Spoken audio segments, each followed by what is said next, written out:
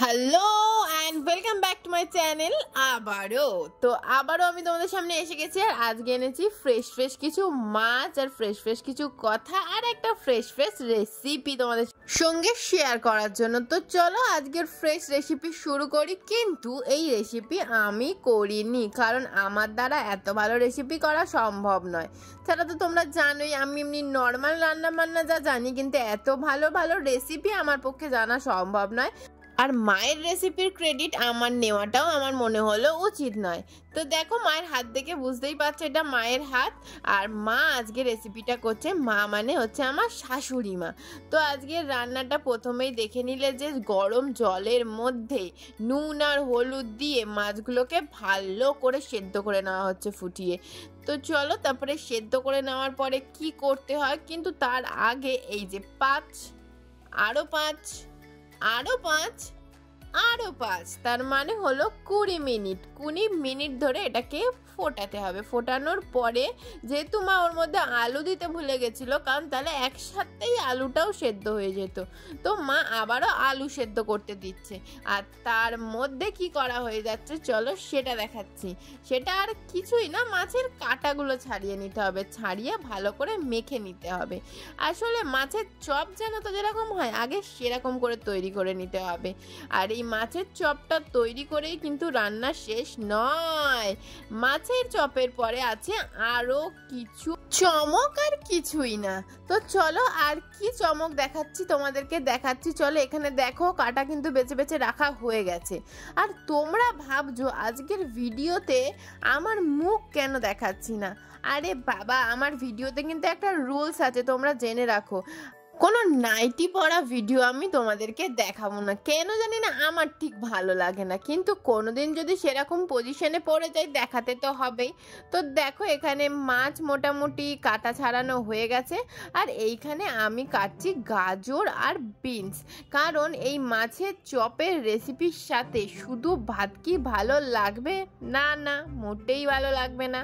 তো তার জন্য আমি বিনস আর গাজর কেটে নিচ্ছি। তো আমি ক্যাঁত মেরে তোমাদেরকে একটু দেখাতে যাচ্ছিলাম এক ধাতে কেটে, মানে তোমাদেরকে দেখাতে চাইছিলাম যে এগুলো আমি কাটছি, কেউ যদি বলো আমি কাটছি না। তো এইদিকে দেখো কাটতে কাটতে এদিকে মা এদিকে পুরো মানে এই যে মাখা ব্যাপারটা যে চপ বানাবে সেটা করে ফেলেছে কি দিয়ে। তো আমি ভাবলাম তোমাদেরকে আমাকে দেখাতে হবে কি দিয়েছি, তো তার জন্য অল্প অল্প করে দিয়ে তোমাদেরকে দেখাচ্ছি। তো এর মধ্যে মা আলু আর যে মাছ সেদ্ধটা দেখেছিলে সেটাকে ভালো করে মেখে নিয়েছিল, আর তার মধ্যে দিয়ে দিয়েছিল হচ্ছে ছাতু। আর ওই ছাতু একটুখানি তোমাদেরকে দেখানোর জন্য দিলাম, অ্যাকচুয়ালি কিন্তু মোটামুটি ভালোই ছাতু হয়েছিল, মানে দিতে হয়েছিল, মানে যেতে আঠা আঠা ভাবটা আসে। আর ছিল ভাজা মশলা। আর এইখানে গরম তেল হচ্ছে, তো এই গরম তেলের মধ্যেই প্রথমে ভেজে নিতে হবে কি পকোড়াগুলো। আর এই দেখো নুনও কিন্তু দিয়েছিল, তোমরা দিতে ভুলো না। কিন্তু যেটা দিতে ভুলে গেছিল সেটা হচ্ছে কাঁচা লঙ্কা কুচি। প্রথমে 2-4টে পকোড়া ভেজে নিয়েছিল, তারপরে মনে পড়লো কাঁচা লঙ্কা কুচি দেওয়ার কথা, ওই জন্য আমি আবার ছুট্টে গিয়ে কাঁচা লঙ্কা কুচিগুলো করে আনলাম। তো দেখো এখানে মা তারপরে দিচ্ছে হচ্ছে পকোড়াগুলো কড়াইয়ের মধ্যে, এইরকম করে গোল গোল করে নিয়ে এগুলো কড়াইয়ের মধ্যে দিলে দেখবে কি সুন্দর চচ্চর বরবর করে ওঠে। বড় বড় দিচ্ছি, আপনারা ইচ্ছে হলে ছোট দিতে পারেন। ওকে বাজারে কে বলেছে কি করে কোফতা করবে সব বলে এসছে।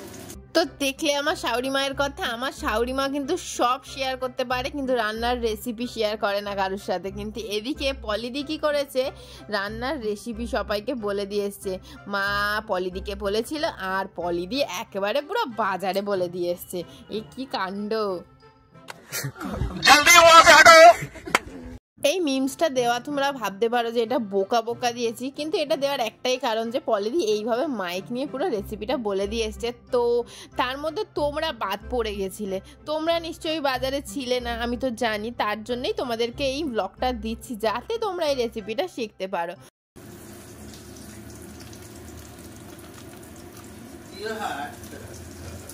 তো ভাজাগুলো হতে থাকুক, ততক্ষণ আমি আরও কিছু আমার কাজ বাকি আছে সেগুলো করে নিই। কিন্তু দেখো এদিকে লঙ্কাটা বলেছিলাম না যে আগে দেওয়া হয়নি, তো পরে মনে পড়তে আবার দেওয়া হলো। তো দেখো লঙ্কা কুচিগুলো কীরকম একেবারে চোখের মতো করে দিয়ে দেওয়া হয়েছে। মনে হচ্ছে যেন বড়াগুলোর চোখ বেরিয়েছে, বড় বড় চোখ করে দেখছে আমার দিকে। তো দেখে লাভ নেই, তোমাদের তো আমরা ভেজে খাবোই, বলো কিছু করার নেই, খিদে পেয়েছে তাই না, মানে দুপুরের খাবার বড়ই খিদে পায়। তো তারপরে চলো কতগুলো সবজি কাটা ছিল সেগুলো কেটে নিলাম, আর তারপরে এইবার এটাকে মিক্সিতে দেওয়া হবে। এই যে কি কি ছিল, পেঁয়াজ, আদা, রসুন, আর হচ্ছে তো টমেটো সুন্দরী।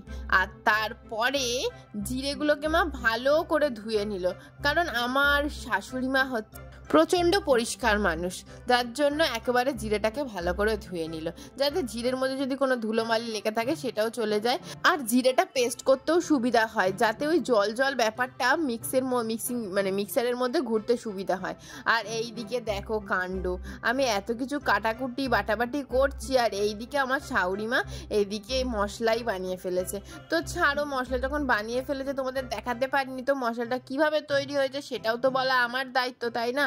তো প্রথমে আমার শাশুড়ি মা যেরম বললো সেই অনুযায়ী বলছি, দিয়ে দিয়েছিল গরম মশলা, তেজপাতা, সাদা জিরে, ভালো করে ভেজে নিয়ে তার মধ্যে ওই পেস্টটা দিয়ে, আর তো হলুদ, লঙ্কা গুঁড়ো, নুন, চিনি পরিমাণ মতো তোমরা দিয়ে নেবে, যেরকম আসলে ওই যে মাংসর গ্রেভি তৈরি করে বা কোনো কিছুর গ্রেভি তৈরি করে ওই রকমভাবেই গ্রেভিটা তৈরি করে নিতে হবে।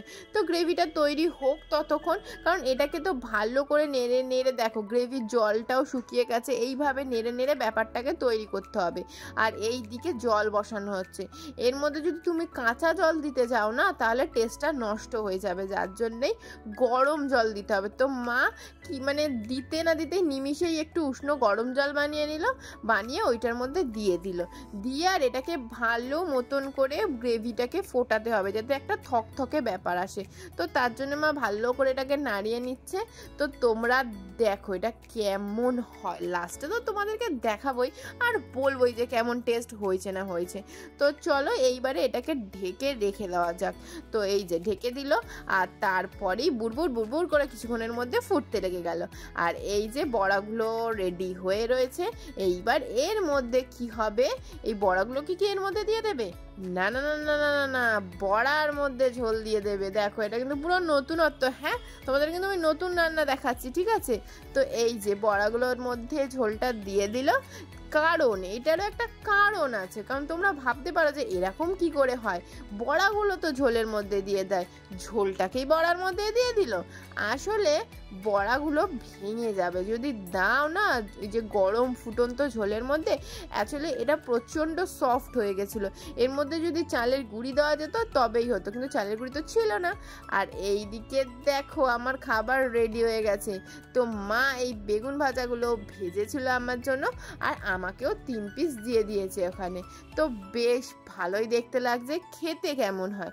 তো 2 আঙুল দিয়ে আমি ভালো করে তোমাদের জন্য থাম্বনেল বানিয়ে নিলাম।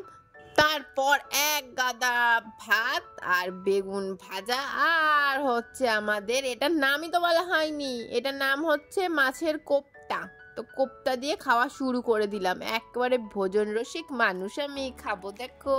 তো নিয়ে নিয়েছে একটু বেগুন ভাজা, এটাকে ভালো করে মাখিয়ে প্রথমে এক গাল খেয়ে নিই, কারণ বেগুন ভাজা দিয়ে আমার ফ্রাইড রাইস তো বাদ দাও, নর্মাল ভাতও খেতে আমার খুব ভালো লাগে। তো এক গাল তুলে নিলাম গাল, কিন্তু দুঃখের বিষয় হচ্ছে তোমাদেরকে আমি এক্সপ্রেশন দেখাতে পারছি না, কিন্তু হাত দিয়ে তো দেখাতে পারি। তো বেগুন ভাজা দিয়ে তো মারাত্মক লাগলো। আর এইবার দেখি এই মাছের কোপ্তাটা দিয়ে কেমন লাগে। আর এই দেখো পেয়ে গেছে আমার সবচেয়ে ফেভারিট খাবার, জেনে রাখো লঙ্কা।